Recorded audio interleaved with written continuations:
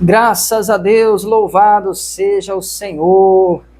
É bom ter você por aqui. Estamos para mais um vídeo no nosso canal. Sejam todos bem-vindos. Que a graça, a paz e o amor de nosso Senhor e Salvador Jesus Cristo abençoe sua vida e toda a sua família. Vamos aqui, irmãos, seguindo, levando a boa palavra do Senhor, aonde esse vídeo ele alcançar, e para isso a gente conta contigo. Se você puder, deixe o seu like, tire as suas dúvidas no comentário, dá aquele glória a Deus, e também compartilhe o máximo que você puder.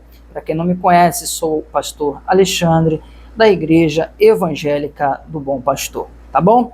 Vamos seguir com o estudo sobre os dons espirituais, tá?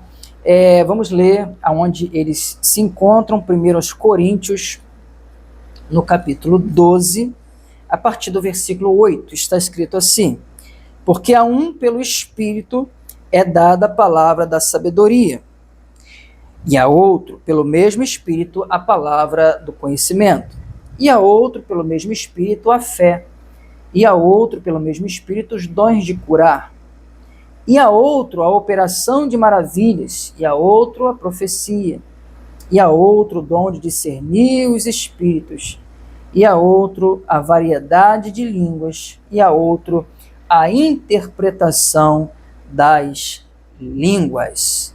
Glória a Deus, irmãos. Esses aqui são os dons espirituais. Vimos já aqui, tá, na outra mensagem que nós temos antes, que esses dons espirituais eles se dividem em 3 grupos: os dons de revelação, dons de poder e dons de fala, ou locução, ou inspiração, tá? Os dons de revelação que nós já vimos, vimos aqui palavra de conhecimento, palavra de sabedoria e também discernimento de espíritos. Hoje nós vamos falar sobre os dons de poder, que são os dons da fé, dons da cura e dons de operação de maravilhas. Certo, irmãos? Então são esses 3 aí, os dons de poder. O que são os dons de poder? Os dons, dom, como você sabe, é a capacidade que Deus dá, né? Então Deus dá essa capacidade aos crentes para moverem o sobrenatural. Se consiste o uso desse dom, ou desses dons, para a edificação da igreja, no que tange ao desenvolvimento ali dos membros, né, da igreja, na questão dos próprios dons de serem usados pelo Senhor, para evangelizar os incrédulos. É muito importante a gente entender isso, e também para que o Senhor seja glorificado. Então, seria essa as finalidades, né, dos dons de poder. Vamos dar um pequeno resumo de cada um deles. Primeiro, a fé. Essa fé, esse dom, né, fé, não é a fé natural, não é a fé salvífica, não é a fé fruto do Espírito. Exatamente isso. Na Bíblia nós vemos 4 tipos de fé. É lógico que elas estão ligadas, mas existem 4 tipos de fé. São 4 fés diferentes, tá, em suas aplicações. Para você entender que a fé natural, fé salvífica e fé fruta não é a fé dom, eu vou te explicar um pouquinho sobre cada uma. Fé natural, todos têm, crentes e ímpios, é isso mesmo, que é a certeza de coisas naturais, como ir e vir, ser ou fazer alguma coisa, que seja natural ou secular, né? A própria certeza que a pessoa tem, ela sair de casa, saber que vai chegar na igreja, ou no trabalho, ou no passeio, onde ela quer ir, isso é uma espécie de fé. Então essa é a fé natural que todos os seres humanos têm, crentes e ímpios. Existe a fé salvífica. O que significa a fé salvífica? O próprio nome já está dizendo, é uma fé que nos conduz à salvação. Ou seja, é a fé que nos conduz, nos leva a crermos em Jesus como nosso único, suficiente e exclusivo Senhor e Salvador, e eterno, né? Senhor e Salvador. É a fé que nos leva a reconhecer Cristo como Salvador da nossa alma. É a fé que nos leva a entregarmos a nossa vida para Ele. Então essa é a fé salvífica. A fé fruto do Espírito é o mesmo que fidelidade e confiança. É a fé que me mantém firme em Deus, mesmo diante dos problemas, das adversidades. Tá bom? Agora, a fé dom é a fé de mover o sobrenatural. Tá certo? É um impulsionamento do Espírito Santo para fazermos algo extraordinário. Então, nesse caso, é a fé dom, o dom espiritual da fé. É a fé que move o sobrenatural. Tá? Essa fé dom de poder também rege os outros dons de poder, que são cura e que são também a operação de maravilhas. Bom? Então, vamos passar ao segundo, que é o dom da cura. Já falamos sobre o dom da fé, o que é. O dom da cura crentes podem ser usados para curarem as doenças do corpo e da mente de outras pessoas. Tá? E quando eu coloco aqui a questão das doenças da mente, eu coloco aqui entre parênteses a libertação. Estaria aqui vários problemas assim ligados à mente humana que estariam também envolvidos nesse dom de curar. Como, por exemplo, uma pessoa possessa de um espírito maligno. O demônio não é só expulso, a pessoa ela é curada, tá? Então, esse dom ele pode ser usado até mesmo numa pessoa, para libertar uma pessoa, para curar uma pessoa que nem mesmo creia, não esteja em condições de crer. Nem todas as pessoas que serão curadas ou são curadas estão em condições de crer, ou até mesmo libertas, né? Ou possessas ali, não estão em condições de crer. Então esse dom ele opera mesmo que não haja a fé da outra pessoa, tá certo? Esse é o dom da cura. O dom da cura ele opera mesmo se não tiver a fé da outra pessoa. Toda cura é um sinal para aquilo que é maior, ou seja, a salvação.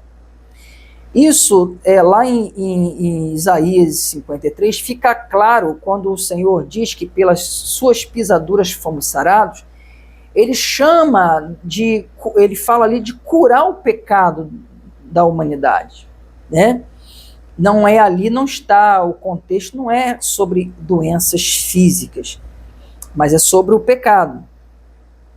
Então, quando Jesus ele curava as pessoas fisicamente, era para mostrar algo maior.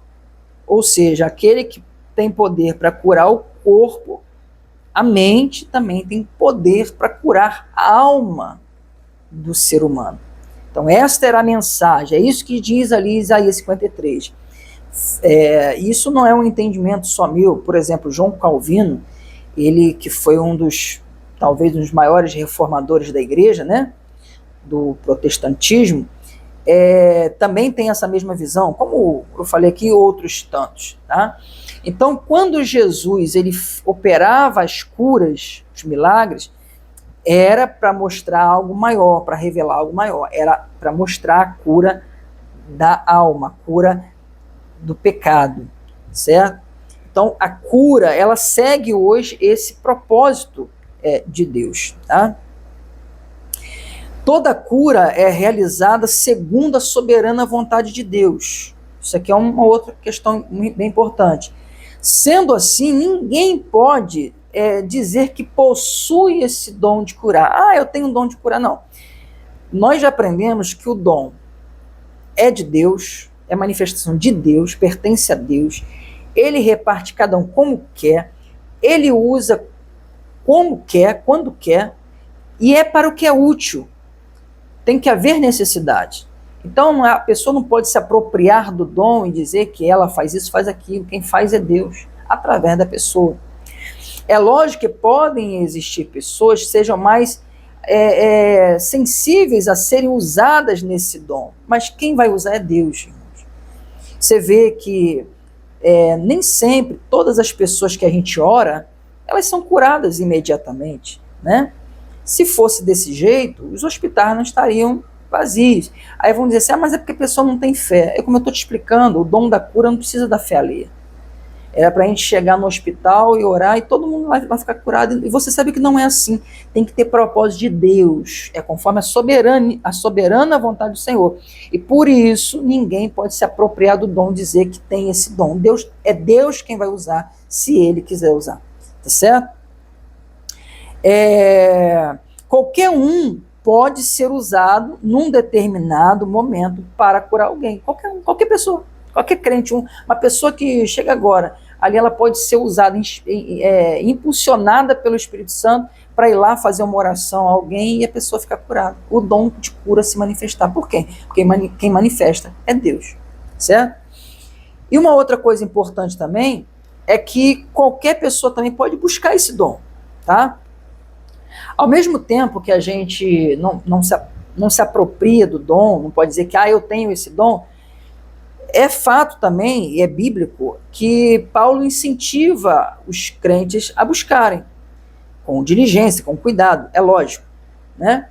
Mas o buscar é bíblico, nós podemos buscar. Senhor, poxa, eu quero ser usado para curar pessoas, as pessoas chegarem até mim com uma doença, né? Mas entenda, sempre a intenção do coração é o quê? Abençoar vidas, glorificar o nome do Senhor, que são os propósitos dos dons.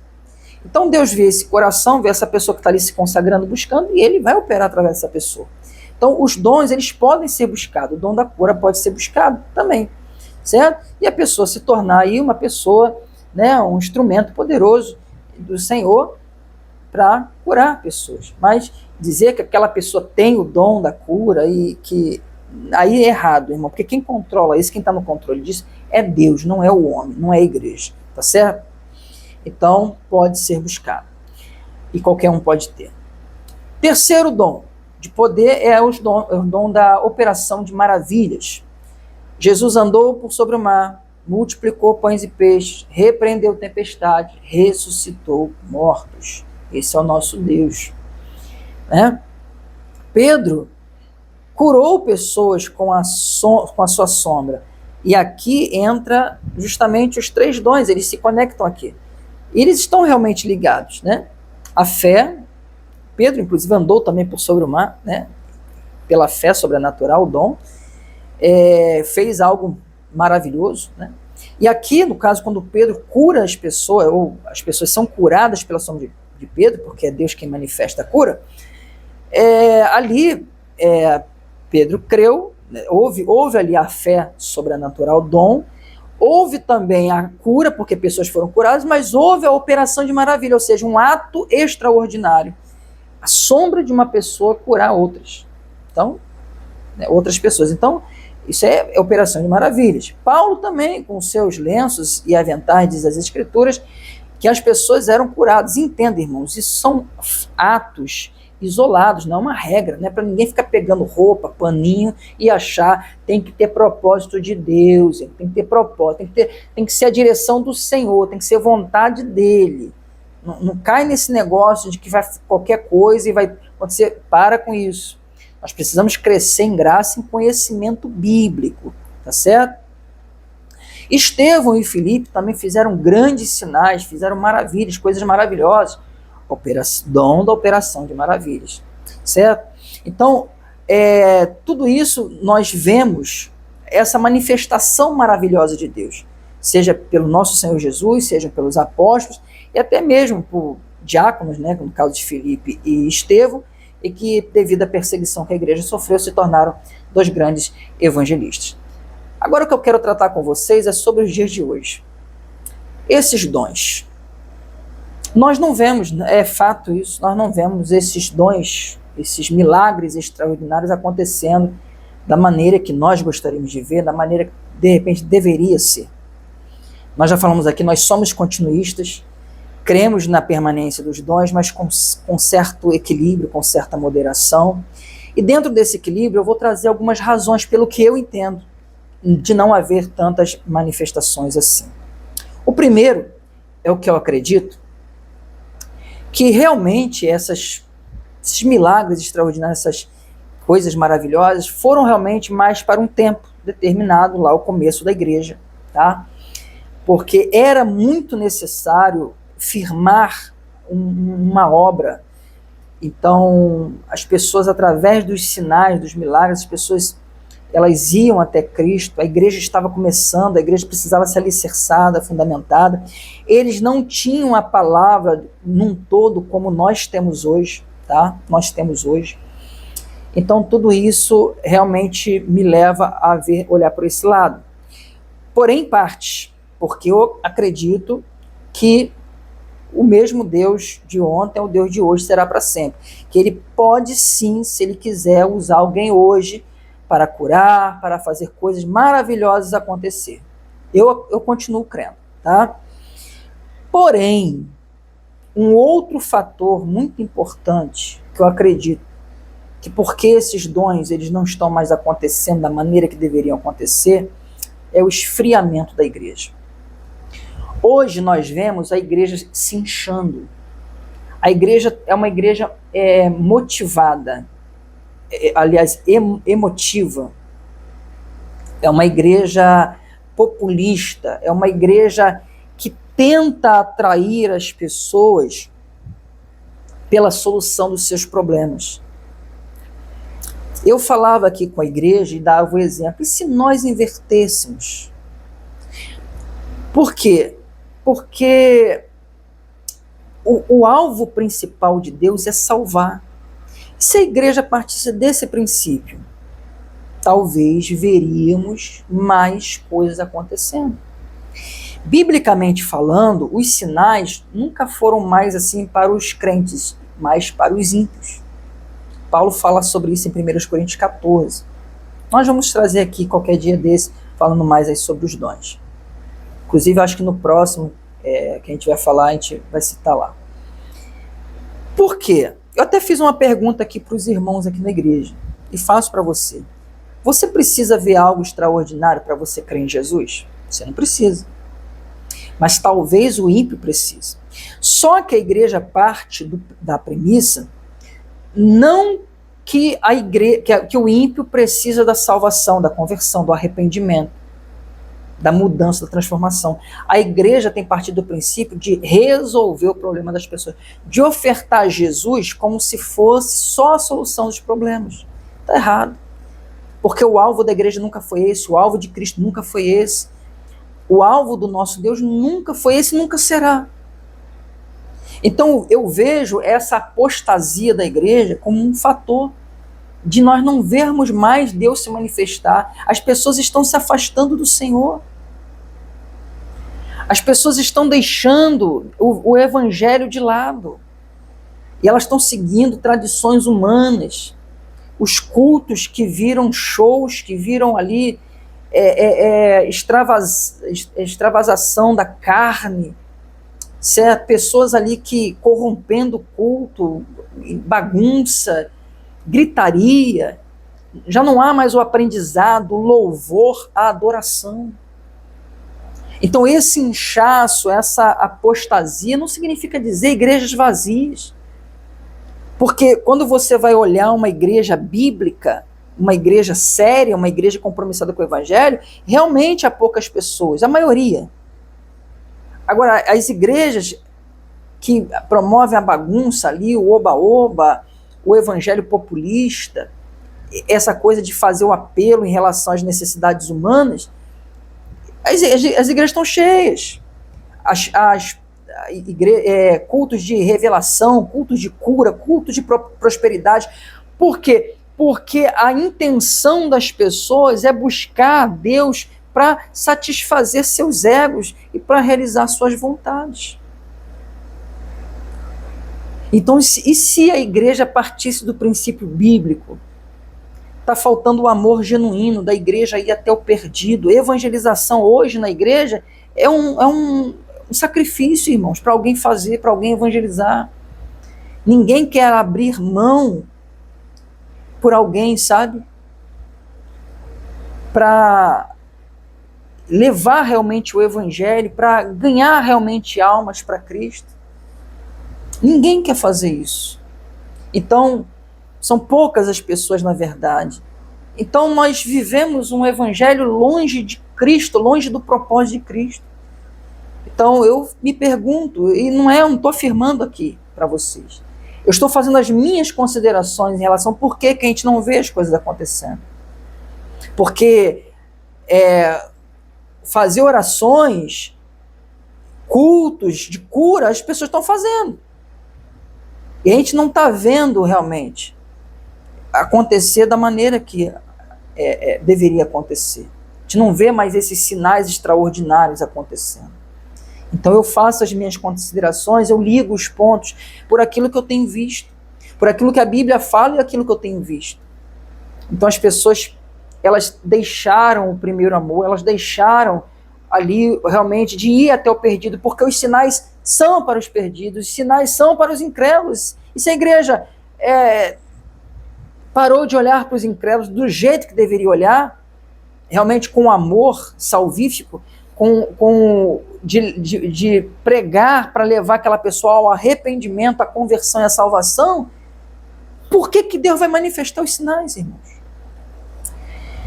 Eu falo isso, divido isso com vocês, como eu falei aqui no culto, com os irmãos, com pesar no meu coração, com tristeza, com preocupação, porque isso é bíblico, essa grande apostasia que a igreja está vivendo. E as pessoas realmente estão... Eu vejo as pessoas indo na contramão do evangelho, seguindo cada vez mais o curso desse mundo, né? E se esquecendo das primícias genuínas, cristãs, né? O amor fraternal, o amor que me faz considerar a outra pessoa superior, que me faz olhar para as necessidades alheias, até mesmo antes do que as minhas. Então isso, hoje a gente vê a igreja que quer enriquecer, a igreja que quer se empoderar, a igreja que granjeia membros com o intuito de, não de salvar realmente, sabe, irmãos, mas de ser mais popular do que a outra, de ganhar muito através do evangelho. Então, a gente abriu esse culto de hoje aqui, né? A gente está dando essa palavra para vocês, domingo, dia 14 de dezembro de 2025. A gente abriu esse culto falando sobre perda, que nós precisamos considerar Jesus como o bem mais valioso que nós temos. E estaremos prontos para perder o que for. Hoje nós vemos pessoas que não estão prontas para perder nada. Pessoas que perdem pouco, estão deixando Jesus, estão colocando ele totalmente de lado. Nós cantamos um louvor que está muito conhecido, muito cantado nas igrejas, que é Tudo é Perda, né? Acho que é Felipe Rodrigues o que canta, o intérprete. Então essa canção diz sobre a pessoa realmente ter Jesus, é inspirada na declaração de Paulo, né? Da pessoa ter Jesus realmente como aquilo de mais importante. Paulo, por causa de Cristo, por causa do evangelho, perdeu muita coisa. Ele narra que ele perdeu. E hoje, a igreja de hoje não está disposta a perder nada. Então por que de repente Paulo era usado do jeito que foi usado? Sabe? Então, nós temos que refletir sobre isso. Por que nós não estamos vendo mais esses dons de poder se manifestarem nos nossos dias de hoje? Que nós possamos voltar ao verdadeiro evangelho, irmãos, e que Deus tenha misericórdia da gente. Tá bom? Vamos para Marcos, capítulo 4. Eu quero só te dar um exemplo, tá? Aqui nós vamos ver em sequência. Marcos, capítulo 4. Os 3 dons, só para não ficar nas minhas palavras, te mostrar aqui na Bíblia, né? Primeiro nós vamos ver Jesus apaziguando uma tempestade. Marcos 4, versículo 39, diz assim: Jesus estava no barco dormindo, né? E ele despertando, Jesus despertou, repreendeu o vento e disse ao mar: cala-te, aquieta-te. E o vento se aquietou e houve grande bonança. Ou seja, o que é isso aqui? É uma operação de maravilhas, algo maravilhoso. Sempre quando mexe com as forças da natureza, operação de maravilha. Versículo 40. E disse-lhe, Jesus disse para os seus discípulos: por que sois tão tímidos? Ainda não tendes fé? Vejam, essa fé que Jesus pergunta para eles aqui é a fé dom. É a fé também de realizar coisas maravilhosas, como ele estava fazendo. Não é a fé salvífica, porque eles estavam ali com Jesus, mas eles não tinham ainda essa fé, poder. E como nós falamos aqui no estudo, podemos buscar, irmãos. 41, sentiram um grande temor e diziam uns aos outros, mas quem é este que até o vento e o mar lhe obedecem? É Jesus. Amém? E é o que eu falo para vocês, para mim ele continua sendo o mesmo. Ele pode fazer. Não essas coisas que muitos fazem aí para enganar as pessoas, sabe, irmãos, que não tem contexto bíblico. Você precisa estar atento porque os falsos profetas e os falsos cristos, Jesus disse que enganariam a muitos fazendo sinais, prodígios e maravilhas. Entenderam? Então você precisa do contexto bíblico. Jesus ele disse, pelo fruto conhecereis a árvore. Aí, Jesus, no barco, indo para outra margem, porque Jesus tinha uma missão lá do outro lado. Se levantou a tempestade. Então, Deus também vem falar para a gente que através desse poder que Ele nos dá, a gente consegue ir em frente. Amém? As tempestades das aflições, dos problemas, porque Deus tem propósito, como tinha com Jesus do outro lado. Ali havia um endemoniado. Aí no capítulo 5 de Marcos, o endemoniado gadareno. Veja a situação desse homem e eu vou te mostrar a relação que tem entre a questão da libertação e a cura. E chegaram a outra margem do mar, a província dos Gadarenos, e saindo ele do barco, lhe saiu logo ao seu encontro dos sepulcros, ou seja, o camarada ali vivia num cemitério, né, irmão? Um homem com espírito imundo, o qual tinha sua morada nos sepulcros, e nem ainda com cadeias o podia alguém prender, porque tendo sido muitas vezes presos com grilhões e cadeias, as cadeias foram por ele feitas em pedaços, e os grilhões em migalhas, e ninguém o podia amansar. Veja que era um espírito imundo, né? A força que aquele homem tinha. 5, e andava sempre de dia e de noite, clamando pelos montes e pelos sepulcros e ferindo-se com pedras.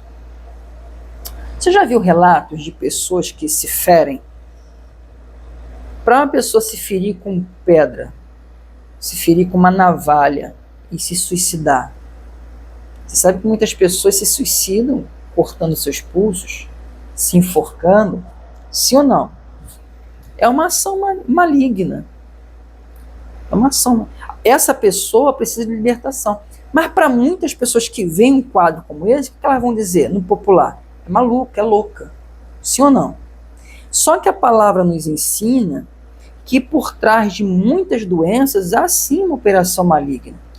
Por trás de muitos distúrbios da mente, opressões, depressões, há espíritos malignos. Eu estou dizendo que todo quadro é assim, toda situação é assim? Não, mas eu estou dizendo que alguns sim. Então, logo a mente daquele homem precisava o quê? Ser curada. Não sei se você já viu uma pessoa manifestada, mas aquele demônio ele toma a mente da pessoa. Eu já vi situações onde a pessoa ficava meia manifestada. Ora não, ela tinha noção do que estava acontecendo, mas a força maligna impulsionando as atitudes dela.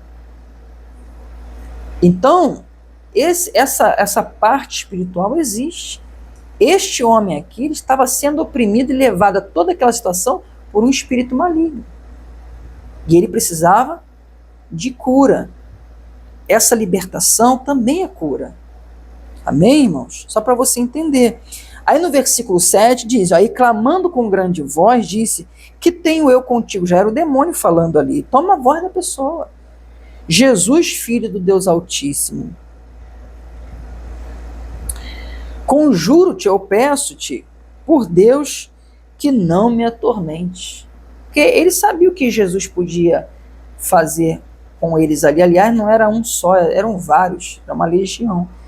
Porque no versículo 8, porque dizia, né? Ele dizia, Jesus falava, ordenava, sai deste homem, espírito imundo. Então, quando um demônio sai de uma pessoa, há uma cura na pessoa. Como ficou aquele homem. Vejam comigo no versículo 15. E foram ter com Jesus e viram o endemoniado, o que tivera a legião, assentado, vestido e em perfeito juízo, e temeram. Amém, irmãos? Então, perfeito juízo, aqui, a cura. É lógico, eu poderia falar para vocês aqui sobre várias curas, nós sabemos as várias curas que Jesus fez, né? Mas eu queria encaixar os 3 dons aqui. Como a sombra de Pedro, nós encaixamos, né? As pessoas foram curar, nós encaixamos os 3 dons. As curas, né? Pelos lenços e aventais de Paulo, também nós encaixamos os 3 dons. Amém?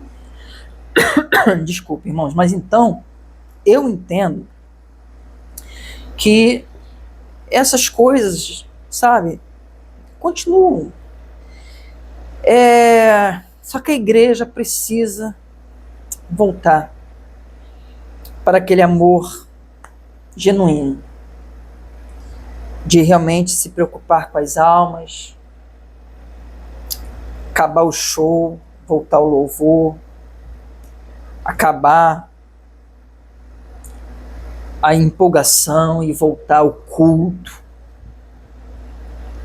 acabar a bagunça, a desordem e voltar o temor, a reverência, a santidade. Eu acredito que nessas coisas, sabe? Acabar o egoísmo e voltar à humildade, à voluntariedade, à espontaneidade que a igreja de Jesus sempre teve. Por isso nós vemos Jesus fazendo, nós vemos a igreja dele na Bíblia continuando a fazer. E eu creio, irmãos, de fato que ele pode hoje continuar fazendo tudo isso e muito mais, porque ninguém limita o poder do nosso Deus. Amém? Então é essa a mensagem, eu espero que você tenha entendido. E se ficou alguma dúvida, você coloca nos comentários, tira suas dúvidas, tá certo? E a gente vai te responder. Deixa aí o seu joinha também, nos ajude compartilhando, compartilhe nas suas redes sociais, tá bom? Vou ficando por aqui. Deus abençoe a sua vida, a sua casa, a sua família, na graça, na paz, no amor de nosso Senhor e Salvador Jesus Cristo. Aquele forte abraço e até o próximo vídeo.